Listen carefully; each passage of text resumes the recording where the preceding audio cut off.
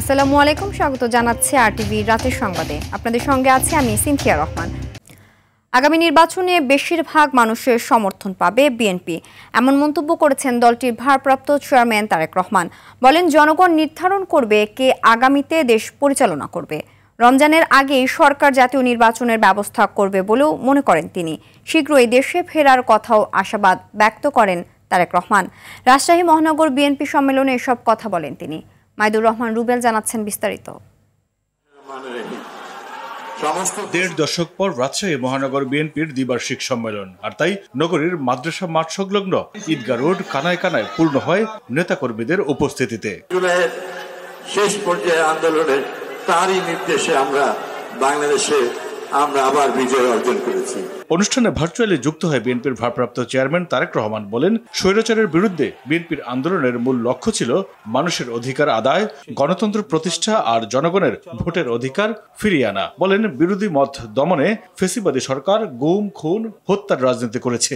সমর্থন নিয়ে ইনশাআল্লাহ সরকার গঠনে সক্ষম হলে পরে আমাদেরকে এই চ্যালেঞ্জগুলো মোকাবেলা করতে হবে। বলেন, জনগণের প্রত্যাশা বাস্তবায়নে প্রয়োজন একটি সুষ্ঠু নির্বাচন। জনগণ ভোটের মাধ্যমে নির্ধারণ করবে কে পরিচালনা করবে দেশ। আমরা দৃঢ়ভাবে বিশ্বাস করি আগামী নির্বাচনে ইনশাআল্লাহ দেশের অধিকাংশ জনগণের সমর্থন ধানের শীষ তথা বিএনপি পাবে। বিএনপির উপর দেশের মানুষের আস্থা জানিয়ে তারেক রহমান বলেন, আগামীর বাংলাদেশে মোকাবেলা করতে হবে অনেক নতুন চ্যালেঞ্জ। যুবকদের কর্মসংস্থান আর দক্ষতা বাড়ানোর কথাও বলেন তিনি। যারা যুবক, যারা বেকার, তাদের কর্মসংস্থানের ব্যবস্থা করতে হবে। যুবকদেরকে হয় আমাদের ট্রেনিং দিতে হবে, দক্ষ করে গড়ে তুলতে হবে। দক্ষ করে গড়ে তোলার মাধ্যমে তাদের কর্মসংস্থান দেশে এবং বিদেশে করতে হবে। বলেন, দেশের কৃষি বাঁচাতে ফারাক্কার ফাড়া কাটিয়ে পানির ন্যায্য হিস্যার জন্য প্রয়োজনে আন্তর্জাতিক আদালতে যাবে বিএনপি। আমরা আন্তর্জাতিক আদালতে যাব দরকার হলে, আমরা জাতিসংঘে যাব দরকার হলে, আমাদের পানির হিস্যা বের করে নিয়ে আসতে হবে।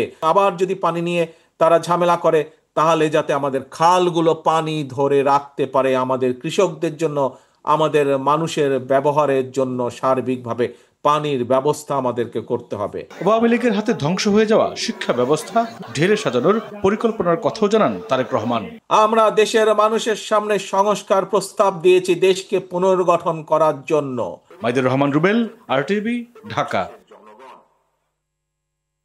ত্রয়োদশ জাতীয় সংসদ নির্বাচনকে সামনে রেখে ভোটার হালনাগাদের সম্পূরক তালিকা প্রকাশ করেছে নির্বাচন কমিশন। বর্তমানে দেশে মোট ভোটার 12,61,70,900 জন। নতুন করে অন্তর্ভুক্ত হয়েছে 24,38,626 জন। রাজধানীর আগারগাঁওয়ে নির্বাচন কমিশন ভবনে এসব তথ্য জানিয়েছেন সিনিয়র সচিব আক্তার আহমেদ।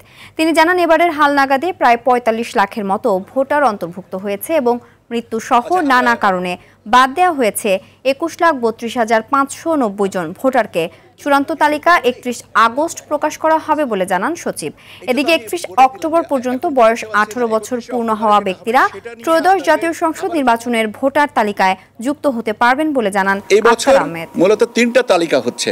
একটা হচ্ছে যে 2রা মার্চ যেটা চূড়ান্ত করা হয়েছে, 31 আগস্ট পর্যন্ত আজকের বিবেচনায় যেটা চূড়ান্ত হবে, এবং 31 অক্টোবর পর্যন্ত বিবেচনায় নিয়ে যে ভোটার তালিকাটা চূড়ান্ত হবে। জাতীয় নাগরিক পার্টি এনসিপি সহ 16টি রাজনৈতিক দল প্রাথমিক বাছাইয়ে উত্তীর্ণ হয়েছে বলে জানিয়েছেন নির্বাচন কমিশনের অতিরিক্ত সচিব KM আলী নওয়াজ। তিনি বলেন, দলগুলোর বিষয়ে মাঠ পর্যায়ে তদন্তের পর কমিশন চূড়ান্ত সিদ্ধান্ত নেবে। এর আগে গেল 15 জুলাই নির্বাচন কমিশন জানায়, নিবন্ধন প্রত্যাশী 144টি দলের কোনোটি প্রাথমিক বাছাইয়ে উত্তীর্ণ হতে পারেনি। পরে সবাইকে 15 দিন সময় দিয়ে প্রয়োজনীয় তথ্য ও দলিলপত্রের ঘাটতি পূরণে চিঠি দেওয়া হয়। গেল 3 আগস্ট নির্বাচন কমিশনের নির্ধারিত সময়ের মধ্যে 65টি নিবন্ধন প্রত্যাশী রাজনৈতিক দল ঘাটতি পূরণ করতে পারেনি। তবে এনসিপি সহ 80টি দল ঘাটতি পূরণ করে দলিল জমা দিয়েছিল।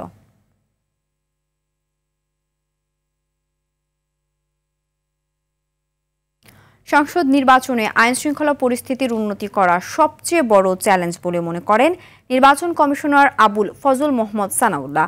তিনি বলেন, নির্বাচনের প্রতি সাধারণ মানুষের আগ্রহ বেড়েছে, তাই পুলিশের মনোবল বৃদ্ধি করা জরুরি।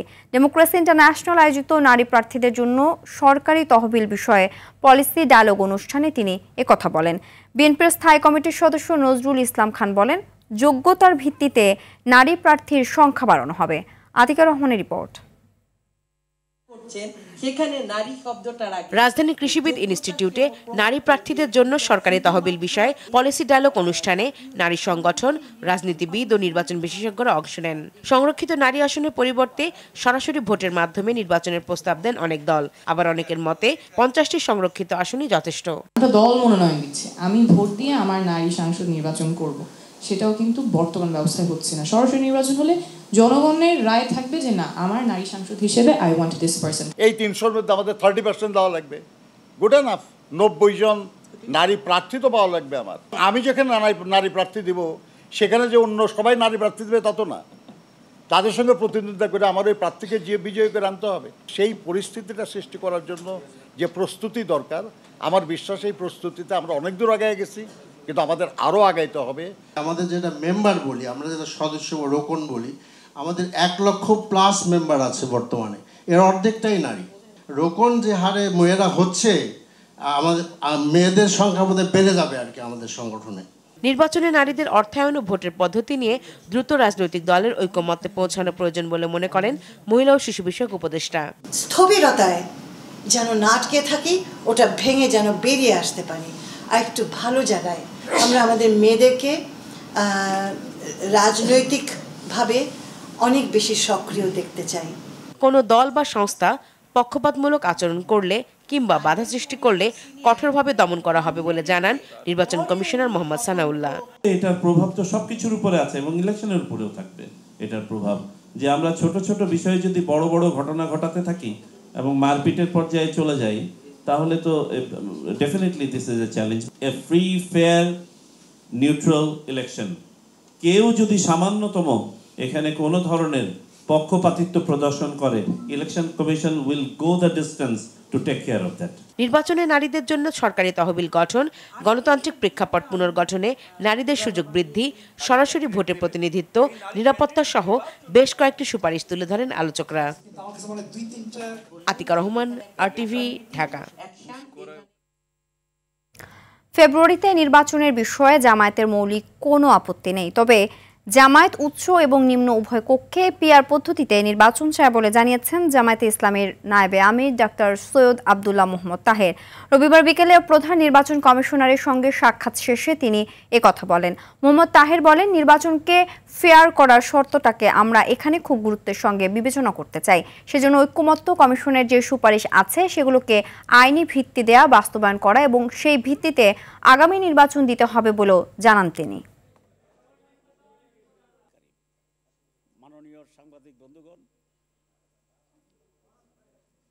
সংস্কারের ভিত্তিতেই নির্বাচন হইতে হবে। বাংলাদেশের রাজনৈতিক দলগুলো বসে সরকারের কমিশন সহ আমরা যে কতিপয় বিষয়ে একমত হয়েছি, আপাতত এগুলোই আমি এটাকে মাপকাঠি বলতে চাচ্ছি, যদিও দিস ইজ নট ফাইনাল, কারণ আমরা ক্ষমতা গেলে আমরা আরও অনেক বেশি সংস্কার করব ইনশাআল্লাহ। দেশে আর কখনো যেন ফ্যাসিবাদ প্রতিষ্ঠিত না হতে পারে সে লক্ষ্যে কাজ করছে বিএনপি। বিকেলে রাজধানীর গুলশানে দলের চেয়ারপারসন অফিসে আমরা বিএনপি পরিবারের উদ্যোগে গণঅভ্যুত্থানে আহত ও ক্যান্সার রোগীদের সহায়তা প্রদান আয়োজনে এ মন্তব্য করেন দলটির স্থায়ী কমিটির সদস্য সালাউদ্দিন আহমেদ। তিনি বলেন, জুলাই বিপ্লবের শহীদের মূল তালিকা এখনও প্রকাশ না করা দুঃখজনক। গণঅভ্যুত্থানে যারা প্রাণ দিয়েছে শুধু তারাই জাতীয় বীর নয়, স্বৈরাচার পতনে বিগত 16 বছরে যারা জীবন দিয়েছে, গুম হয়েছে, নির্যাতনের শিকার হয়েছে, তারা সবাই জাতীয় বীর। প্রতিদিন সংস্কারের মধ্য দিয়ে যেতে হবে। এই সংস্কারের মধ্য দিয়ে আমরা জনকল্যাণমুখী একটি রাষ্ট্র ব্যবস্থা গঠন করতে পারব। সুতরাং আমাদের দৃষ্টিভঙ্গি আমরা এভাবেই গ্রহণ করি যে আমরা প্রতিদিন সংস্কারের মধ্য দিয়ে যাব, জনকল্যাণমুখী সংস্কারের মধ্যে দিয়ে যাব একটি জনকল্যাণকর রাষ্ট্র ব্যবস্থা, সমাজ ব্যবস্থা বিনির্মাণের জন্য। আগামীকাল 3 দিনের রাষ্ট্রীয় সফরে মালয়েশিয়া যাচ্ছেন প্রধান উপদেষ্টা। প্রধান উপদেষ্টার এই সফর খুবই গুরুত্বপূর্ণ বলে জানিয়েছেন প্রেস সচিব শফিকুল আলম। তিনি বলেন, এই সফরে অনেকগুলো সমঝোতা স্মারক স্বাক্ষর হবে। সফরের মূল ফোকাস অভিবাসন নিয়ে আলাপ ও বিনিয়োগ। দুপুরে রাজধানীর ফরেন সার্ভিস একাডেমিতে প্রধান উপদেষ্টার মালয়েশিয়া সফর নিয়ে প্রেস ব্রিফিংয়ে তিনি এসব কথা বলেন। শফিকুল আলম বলেন, মালয়েশিয়া বাংলাদেশের জনশক্তি রপ্তানির জন্য একটি গুরুত্বপূর্ণ বাজার। সফরে মালয়েশিয়ার আরও বেশি জনশক্তি পাঠানোর সুযোগ সৃষ্টির বিষয়ে আলোচনা হবে এবং এই বিষয়ে কয়েকটি সমঝোতা স্মারক স্বাক্ষরিত হবে। 12 আগস্ট একটি বিজনেস কনফারেন্সে প্রধান উপদেষ্টা যোগ দেবেন বলে জানান শফিকুল আলম। যারা যাচ্ছেন, আমাদের যে খনিজ জ্বালানি ও খনিজ উপদেষ্টা, ওনার সাথে আলাদা পেট্রোনাসের চেয়ারম্যানের মিটিং হবে। আমাদের যে প্রবাসী কল্যাণ মন্ত্রণালয়ের যিনি অ্যাডভাইজার ডক্টর আসিফ নজরুল, ওনার সাথে তাদের যারা ওভারসিজ রিক্রুটমেন্ট, তাদের যে রিক্রুটমেন্ট দেখেন, তাদের সাথে মিটিং আছে। জুলাই আন্দোলনে রামপুরায় ছাদের কার্নিশে ঝুলে থাকা হোটেল কর্মচারী আমির হোসেনকে গুলি করা এবং দুজনকে হত্যার মামলায় 5 আসামির বিরুদ্ধে অভিযোগ আমলে নিয়েছে আন্তর্জাতিক অপরাধ ট্রাইব্যুনাল 1। একই সঙ্গে সাবেক ডিএমপি কমিশনার হাবিবুর রহমান সহ পলাতক 4 আসামির বিরুদ্ধে গ্রেফতারি পরোয়ানা জারি করেছে ট্রাইব্যুনাল। এই মামলার পরবর্তী শুনানি 17 আগস্ট। এর আগে বৃহস্পতিবার মামলার আনুষ্ঠানিক অভিযোগ দাখিল করে প্রসিকিউশন। মামলার আসামিদের মধ্যে শুধু রামপুরা পুলিশ ফাঁড়ির সাবেক এএসআই চঞ্চল চন্দ্র সরকার গ্রেফতার হয়ে কারাগারে আছেন। সকালে মামলার শুনানিতে সুনির্দিষ্ট 3টি অভিযোগ তুলে ধরে প্রসিকিউটর। বলেন, পুলিশের গুলি থেকে বাঁচতে কার্নিশে ঝুলেও রেহাই পাননি আমির হোসেন। সাবেক প্রধানমন্ত্রী শেখ হাসিনার বিরুদ্ধে 24শে জুলাই আগস্টে সংগঠিত গণহত্যা এবং তার শাসন আমলে সংগঠিত গুম, খুন ও অন্যান্য হত্যাকাণ্ডের মামলায় অভিযোগ প্রমাণিত হলে তার সর্বনিম্ন শাস্তি হবে মৃত্যুদণ্ড। এমনটাই জানিয়েছেন আন্তর্জাতিক অপরাধ ট্রাইব্যুনালের প্রসিকিউটর। অন্য আইনজীবীরাও জানান, অপরাধের মানদণ্ডে মৃত্যুদণ্ড এড়াতে পারবেন না শেখ হাসিনা। জিএম মাহমুদের রিপোর্টে বিস্তারিত। সরকারি চাকরিতে কোটা সংস্কারের দাবিতে ছাত্রদের আন্দোলন, পরে রূপ নেয় ছাত্র জনতার গণ-অভ্যুত্থানে। আন্দোলন দমনে পর্যায়ক্রমে কঠোর থেকে কঠোর হন পতিত প্রধানমন্ত্রী শেখ হাসিনা, দেন গণহত্যার নির্দেশও।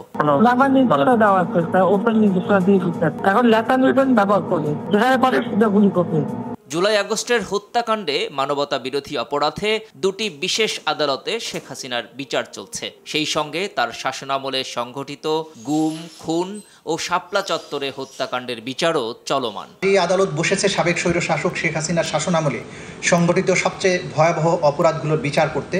এসব মামলার অভিযোগ সমূহ প্রমাণিত হলে আইন অনুযায়ী শেখ হাসিনার সর্বনিম্ন শাস্তি হবে মৃত্যুদণ্ড, জানান আন্তর্জাতিক অপরাধ ট্রাইব্যুনালের প্রসিকিউটর। আন্তর্জাতিক অপরাধ ট্রাইব্যুনাল আইন 1973-এ রায়ের ব্যাপারে একটা সেন্টেন্সই বলা আছে, সেটা হলো ডেথ। এখানে মৃত্যুদণ্ড বিচার দিয়েই শুরু। এরপরে বলা হয়েছে যে গ্র্যাভিটি অব দি ক্রাইমস, জাজ যে কোনো শাস্তি দিতে পারবে, কারণ মানবতা বিরোধী অপরাধ হয় হলো ব্যাপক হত্যাযজ্ঞ। 24-এর গণহত্যা, গুম, খুন ও অন্যান্য হত্যাকাণ্ডের মামলায় দোষী সাব্যস্ত হলে মৃত্যুদণ্ড এড়াতে পারবেন না শেখ হাসিনা, বলেন এই আইনজীবীও। যেভাবে এভিডেন্সগুলো আসতেছে আর রাজসাক্ষী যেভাবে বলতেছে, ভিডিও অডিও এগুলো তো আর ডিসপিউট করার কোনো সুযোগও নাই। তো সুতরাং আমার তো মনে হয় ক্যাপিটাল পানিশমেন্টই হবে। এটা আমি দীর্ঘদিন যেহেতু অঙ্গনে প্র্যাকটিস করতেছি ওই হিসাবে আর কি। একদম সরাসরি গুলি করেছে যারা যারা একদম ব্ল্যাঙ্ক বুলেট ছুড়েছে, তাদের তো ফাঁসি ছাড়া আর কোনো সাজার বিকল্প নাই। জুলাই অভ্যুত্থানের পর পুনর্গঠিত আন্তর্জাতিক অপরাধ ট্রাইব্যুনালে শেখ হাসিনার বিরুদ্ধে এ পর্যন্ত 4টি মামলা হয়েছে। এর একটিতে তিনি 6 মাসের কারাদণ্ডিত হয়েছেন। অন্য একটি মামলার সাক্ষ্য গ্রহণ চলছে, যেখানে শেখ হাসিনা ছাড়াও আসামি সাবেক স্বরাষ্ট্রমন্ত্রী আসাদুজ্জামান খান কামাল ও সাবেক আইজিপি চৌধুরী আবদুল্লাহ আল মামুন। এদিকে ডিসেম্বরের মধ্যেই কয়েকটি বড় মামলার বিচার শেষ হবে বলে জানিয়ে আসছেন চিফ প্রসিকিউটর। এই বিচার শেষ হওয়ার মাধ্যমে সেই পুনরুজ্জীবনের স্বপ্ন বাস্তবায়ন হবে বলে আমরা বিশ্বাস করি। GM Mahmud, RTV, Dhaka. গাজীপুরের ঘটনা দুঃখজনক। জাতি হিসাবে অসহিংস এবং স্বার্থপরতার কারণে এত মানুষ উপস্থিত থাকলেও কেউ এগিয়ে আসেনি বলে মন্তব্য করেছেন স্বরাষ্ট্র উপদেষ্টা জাহাঙ্গীর আলম চৌধুরী। দুপুরে সচিবালয়ে স্বরাষ্ট্র উপদেষ্টা জানান, অপরাধীরা গ্রেফতার হওয়ায় দ্রুত চার্জশিট দেওয়া সম্ভব হবে। আসছে নির্বাচনে দায়িত্ব পালনকারীদের প্রশিক্ষণ শুরু হয়েছে জানিয়ে বডি ক্যামেরা কেনার কথা জানান জাহাঙ্গীর আলম চৌধুরী। রিপোর্ট করেছেন জাহিদ রহমান। সচিবালয়ে নিজ মন্ত্রণালয়ের সভাকক্ষে আইনশৃঙ্খলা কমিটির বৈঠক শেষে সাংবাদিকদের সঙ্গে কথা বলেন স্বরাষ্ট্র উপদেষ্টা। গাজীপুরের ঘটনাকে অপ্রত্যাশিত দাবি করেন তিনি। আমরা চার্জশিটটা যত দ্রুত দেওয়ার আমরা চেষ্টা করতেছি, যত দ্রুত দেওয়ার যায় আমরা চার্জশিটটা দ্রুত দিয়ে দিব, যেহেতু আরও কয়েকটা কিন্তু আসামি ধরা বাকি রয়ে গেছে। আমরা জাতি হিসাবে খুব কিন্তু অসহিষ্ণু হয়ে গেছি এবং আমাদের কোনো ধৈর্য কোনো কিছু নেই। সমাজে কোনো কিছু একটা মানে খারাপ কাজ ঘটনা বা ঘটতে থাকলে লোকজন কিন্তু ঝাঁপে পড়তো ওইটা প্রতিহত করার জন্য, যেন ওইটা ঘটনাটা না ঘটে। কিন্তু আজকাল কিন্তু এই জিনিসটা খুব কমে গেছে, সবাই ওই ভিডিও করার জন্য ব্যস্ত থাকে। 5 আগস্টে লুট হওয়া অস্ত্রের খবর দিতে সরকার পুরস্কার ঘোষণা করে বিজ্ঞপ্তি দেবে বলেও জানান তিনি। আমরা এই আমাদের যে হাতিয়ারগুলি হারাই গেছে এগুলির উদ্ধারের জন্য আমরা একটা সার্কুলার দিচ্ছি এবং আমরা একটা প্রাইজও ডিক্লেয়ার করতে। সংসদ নির্বাচন সুষ্ঠু করতে সরকারের কর্মতৎপরতা তুলে ধরেন স্বরাষ্ট্র উপদেষ্টা। নির্বাচনের জন্য আমাদের কিন্তু ট্রেনিং মোটামুটি শুরু হয়েছে। আমরা একটা বডি ক্যামেরা যেটা আমরা ক্রয় করে দিচ্ছি, কোন কেন্দ্রে কি ধরনের ঘটনা ঘটছে আপনি সেন্ট্রাল থেকে আপনার এদেরও মনে হয় এটার অ্যাক্সেস দেওয়া হবে, আপনারাও কিন্তু দেখতে পারবেন। নির্বাচনে অংশ নেওয়া রাজনৈতিক দল ও প্রার্থীদের আচরণের উপর নির্বাচনী পরিবেশ নির্ভর করবে বলেও জানান জাহাঙ্গীর আলম চৌধুরী। সবাই সহজ, মেন তো জনগণ, জনগণের জন্য সহজ। জাহিদ রহমান, RTV, ঢাকা। অন্তর্বর্তী সরকারের 365 দিনে অস্বস্তি ও আইন শৃঙ্খলার অভাব ছিল বলে মন্তব্য করেছেন রাজনীতিবিদ ও বিশিষ্টজনরা। তবে কোনো ব্যর্থতা থাকলে এর দায় রাজনৈতিক দলগুলোরও বলে মন্তব্য করেন নৌ পরিবহন উপদেষ্টা এম শাখাওয়াত হোসেন। বিএনপি ক্ষমতায় গেলে প্রথম 18 মাসে 1 কোটি মানুষের কর্মসংস্থান হবে বলে আবারও প্রতিশ্রুতি দেন আমির খসরু মাহমুদ চৌধুরী। আরও জানাচ্ছেন তৌহিদুর রহমান। অন্তর্বর্তী সরকারের 365 দিনের সামগ্রিক মূল্যায়ন শীর্ষক গোল টেবিল আলোচনা রাজধানীর একটি হোটেলে এর আয়োজন করে গবেষণা প্রতিষ্ঠান centre for policy dialogue CPD। এতে বাংলাদেশ ব্যাংকের গভর্নর বলেন, গত 1 বছরে আর্থিক খাতে স্থিতিশীলতা ফিরেছে। আমি এখনো আশাবাদী যে আমাদের ইনফ্লেশন কমে আসবে, আমরা হয়তো 5-এর নিচে চলে যেতে পারবো বা এই ফিসক্যাল ইয়ারের শেষের দিকে। এটা আমাদের প্রত্যাশা এবং এটা আমাদের হবে বলে আমি আশাবাদী। তবে রাজনীতি ও আইন শৃঙ্খলায় এখনো রয়ে গেছে অস্বস্তি। অবশ্য সরকার পাহাড় সম সমস্যার মধ্যে কাজ করছে বলেও মনে করেন তারা। এখানে দেখলাম ব্যবসায়ী সমাজ যারা হয়তো আরেকটু উপরে, তারাও কেউ স্বস্তিতে নাই। তাহলে এই 365 দিনের প্রকৃতপক্ষে স্বস্তি দিতে পারি নাই। পাটে ছিলাম, পাটে বললাম যে এই অবস্থা কেন, ধ্বংস করে দিয়ে গেছে সাম ইন্টারেস্টেড মিনিস্টার, সব বন্ধ করে দিয়েছে, পাট কল বন্ধ করে দিয়েছে, টেক্সটাইল মিল বন্ধ করে দিয়েছে, আর প্রতিদিন আমি শ্রমিকদের ফেস করতাম। ক্ষমতায় গেলে ব্যবসা বাণিজ্যে আমলাতান্ত্রিক জটিলতা কমানোর আশ্বাস দেন বিএনপির স্থায়ী কমিটির সদস্য আমির খসরু মাহমুদ চৌধুরী। বাংলাদেশে বিগত দিনে আপনি দেখবেন রেগুলেশন করতে করতে এমন জায়গায় নিয়ে গেছে যার কারণে আপনি অলিগার্ক সৃষ্টি হয়েছে, কারণ ওরা ছাড়া আর কেউ ব্যবসা করতে পারেনি। রাজনীতিকে আপনি ডেমোক্রেটাইজেশন করলে তো হবে না, আপনি অর্থনীতিকে ডেমোক্রেটাইজেশন করতে হবে।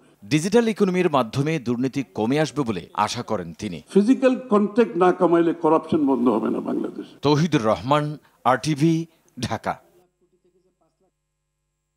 এনআরবি নিশ্চয়তা ও NRBEG নামে দুটি বিশেষ অ্যাকাউন্ট চালু করেছে এনআরবি ব্যাংক PLC। 12তম প্রতিষ্ঠা বার্ষিকীতে ব্যাংকটির প্রধান কার্যালয়ে এক অনুষ্ঠানে এই কার্যক্রম উদ্বোধন করেন ব্যাংকের ব্যবস্থাপনা পরিচালক ও প্রধান নির্বাহী কর্মকর্তা তারেক রিয়াজ খান সহ উপব্যবস্থাপনা পরিচালকবৃন্দ। এ সময় অন্য ঊর্ধ্বতন কর্মকর্তারা উপস্থিত ছিলেন। এক বিজ্ঞপ্তিতে বলা হয়, এনআরবি নিশ্চয়তা একটি ফিক্সড ডিপোজিট অ্যাকাউন্ট যা গ্রাহকদের 1 কোটি টাকা পর্যন্ত বিনামূল্যে জীবন বীমা কভারেজ প্রদান করে, যা আর্থিক নিরাপত্তা ও আকর্ষণীয় রিটার্ন উভয় নিশ্চিত করে। অন্যদিকে NRBEG'র মাধ্যমে সারা বিশ্ব থেকে বাংলাদেশিরা এই অ্যাকাউন্ট খুলতে ও NRB ক্লিক মোবাইল অ্যাপের মাধ্যমে পরিচালনা করতে পারবেন।